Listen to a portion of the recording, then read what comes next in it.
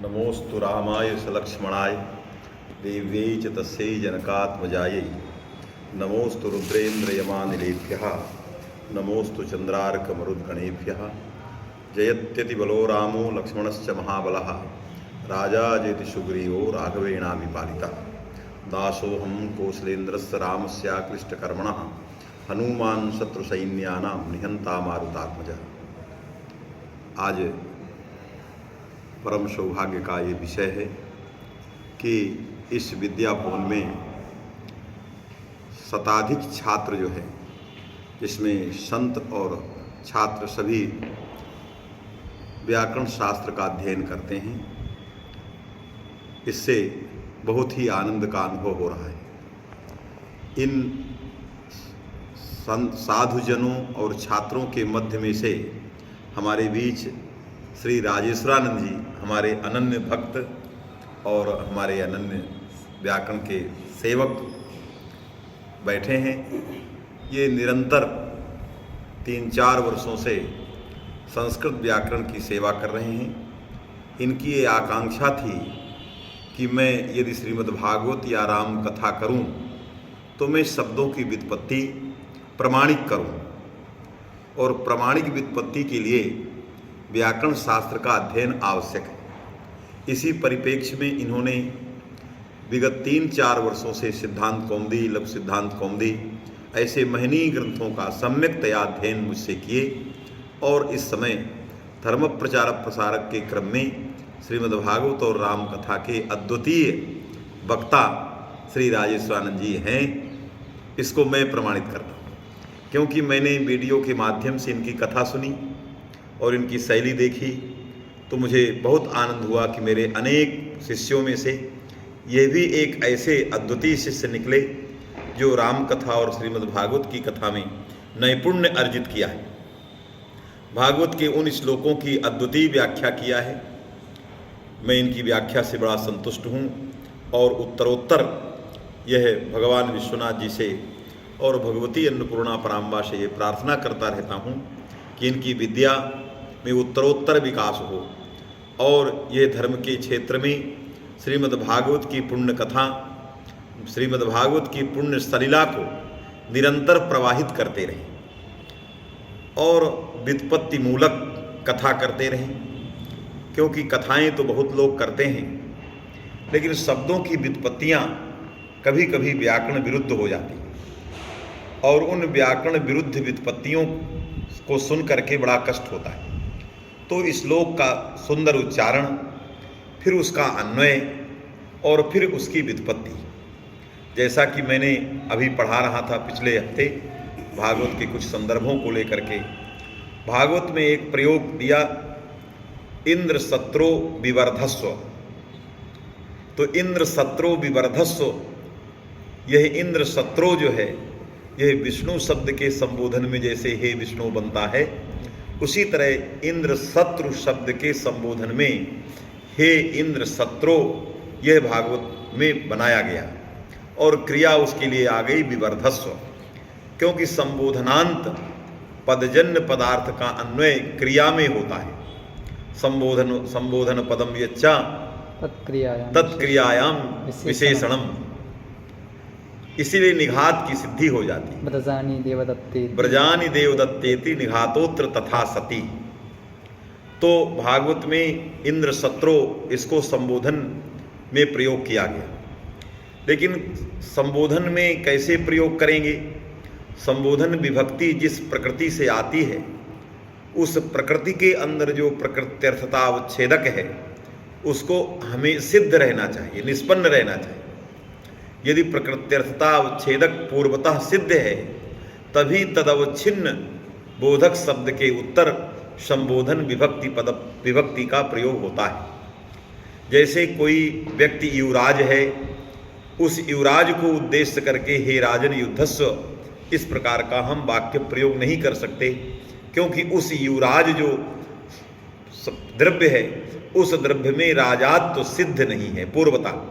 इससे राजात्व के उसमें निष्पन्न न होने के कारण उसमें हे राजन युद्धस्य इस प्रकार के वाक्य प्रयोग नहीं होता है। उसी तरह जो इंद्र शत्रुत्व है, इंद्र शत्रुता है वो अभी वृत्रासुर में भविष्यमाण है। अभी तो मंत्र का ऊहन हो रहा है, प्रयोग हो रहा है, तो इंद्र शत्रुता जो है वो भविष्यमाण है, इदानीम पूर्वतः सिद्ध नहीं। तो सिद्ध न होने के कारण इसमें भी युवराज में जैसे हे राजन प्रयोग नहीं होता, उसी प्रकार यहाँ इंद्र शत्रुत्व अनिष्पन्न है। ऐसे अनिष्पन्न जो धर्म है तद्धर्मावच्छिन्न जो इंद्र शत्रु है, तदुत्तर संबोधन विभक्ति का प्रयोग सर्वथा असाधु। इस प्रकार की गहन व्याख्याएं राजेश्वरानंद जी करते हैं और हमने इनको भागवत में पढ़ाते हैं। इसलिए भागवत के ऐसे तमाम ऐसी वस्तुएं हैं जो वस्तुतः जानने योग्य हैं। जैसे ब्रह्मा जी की स्तुति में भी बहुत अच्छा श्लोक इन्होंने बोला, नवमीड तीव्र बपुसे तडिदम्बराय गुंजावतंस परिपिक्षल सन्मुखाय वन्यसृजे कवलवेत्र विषाण वेणुर लक्ष्मश्रिये पशुपते पशुपांगजाय। तो पशुपते पशुपांगजाय, पशुपांगजाय वासुदेवाय नौमि, हे ईड्य अहम नौमि पशुपांगजाय।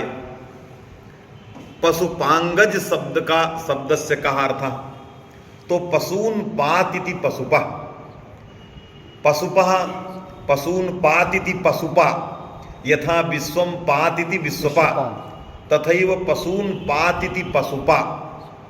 तस्य पशुपः अंगम मित्रम पशुपांगम वसुदेव तस्मात् जातः पशुपांगजः वासुदेव तस्मै पशुपांगजाय वासुदेवाय श्री कृष्णाय नमः। एतादृशी व्याख्या भागवत की बड़ी विलक्षण सब सर्वत्र प्राप्त है।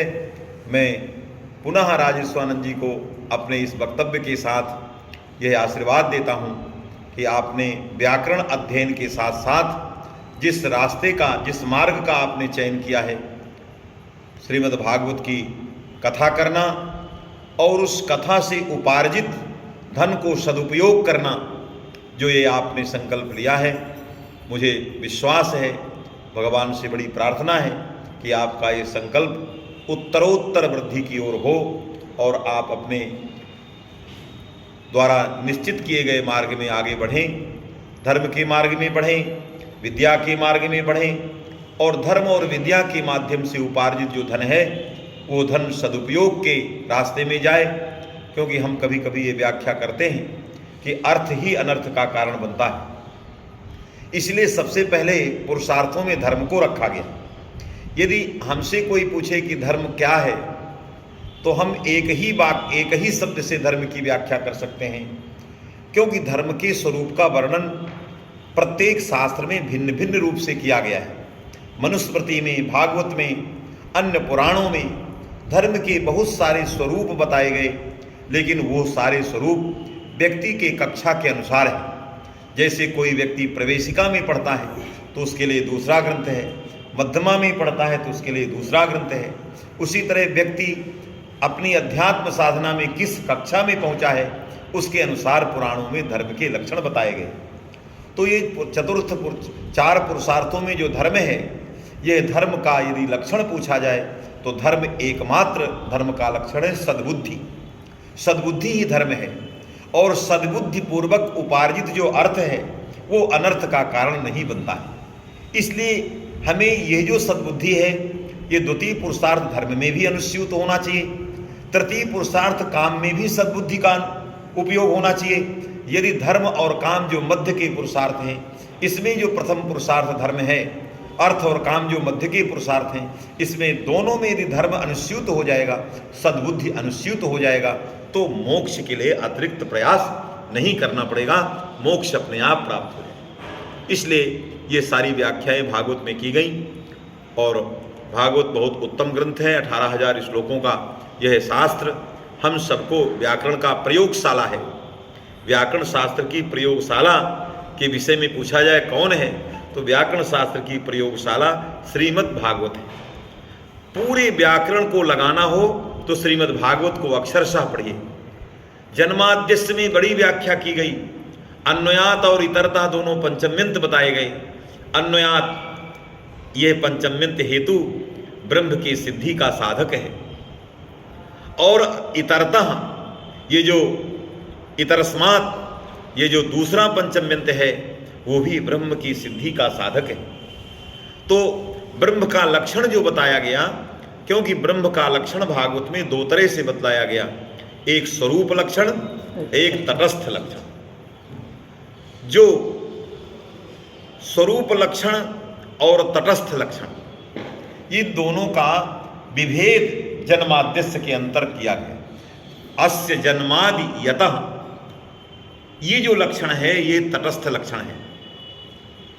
जो लक्ष्य है, लक्ष्य में लक्षण का प्रवेश ना हो, जिस लक्ष्य में लक्षण का प्रवेश ना हो और इतर व्यावृत्ति कराता हो, उसको तटस्थ लक्षण कहते हैं। ब्रह्म में जन्मादि का प्रवेश नहीं है, ब्रह्म का जन्म नहीं होता, लय नहीं होता, इससे जन्मादि जो ये लक्षण किया जा रहा है, यतः जन्मादि यस्य, ये लक्षण जो लक्ष्य है ब्रह्म, उसमें इसका प्रवेश नहीं है। तो लक्ष्य अनंतर्गतत्वे सति इतर व्यावर्तकत्वम तटस्थ लक्षणम, और लक्ष्यांतर्गतत्वे सति इतर व्यावर्तकत्वम स्वरूप लक्षणम। सत्यम परम धीमहि, जो सत्य ये लक्षण है, ये लक्ष्य ब्रह्म के अंतः प्रविष्ट है, इससे ये स्वरूप लक्षण है। इस तरह की बहुत सुंदर सुंदर व्याख्याएं भागवत की गई हैं। मैं इन्हीं शब्दों के साथ आज पुनः अपने अत्यंत अनन्य शिष्य और उपासक राजेश्वरानंद जी को आशीर्वाद देता हूँ कि ये उत्तरोत्तर अपने धर्म क्षेत्र में, कार्य क्षेत्र में आगे बढ़े और इनके द्वारा उपार्जित धन हमेशा सदुपयोग में लगा रहे, यही भगवान विश्वनाथ जी से प्रार्थना है। इन्हीं शब्दों के साथ अपनी वाणी को विराम देता हूँ।